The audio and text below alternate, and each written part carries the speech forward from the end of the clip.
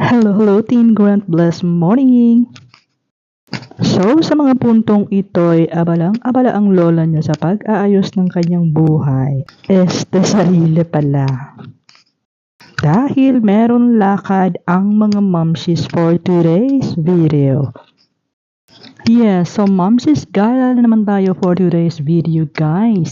Dahil nga maganda pa rin ang panahon dito sa UAE, ay sulitin ang bawat pagkakataon na magkaroon ng bonding time sa labas at maglakad-lakad. Yes, sa muling pagkakataon ay nagkayayaan nga kami ulit mag-bonding ng aking mga kamamsis dito sa Abu Dhabi. Pero this time ay pupunta kami ng Dubai. Medyo ibahin naman natin ang venue at setting for today's video, char. At sobrang nakaka-excite nga na maglakad-lakad habang maganda pa ang panahon sa Dubai at kung saan man kami mapadpa doon after naming kumain.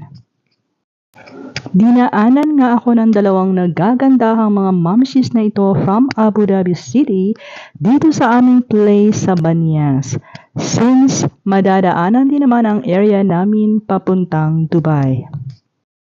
At ang aming driver nga for today ay ang super gandang Momshies Divine, o diba?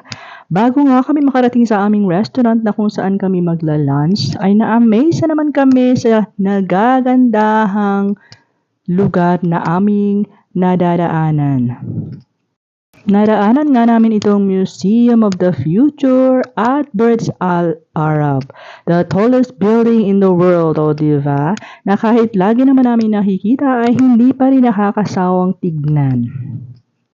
Talaga naman kinikilig na naman kami nang makarating kami dito sa Dubai. At sa mga puntong ito guys, sobrang gutom na talaga kaming lahat. At syempre, 1.5 hours din kaming nasa biyahe. Kaya naman, for the gutom na talaga ang mga person. And yes, nandito na nga kami sa Asiana Hotel kung saan naroon ang La Mesa Restaurant. At masarap nga daw dito, kaya naman excited na akong matikman ang foods nila. Kaya let's go guys, samahan nyo kaming kumain. Anyway, this is for today's video. Thanks for watching. God bless you all.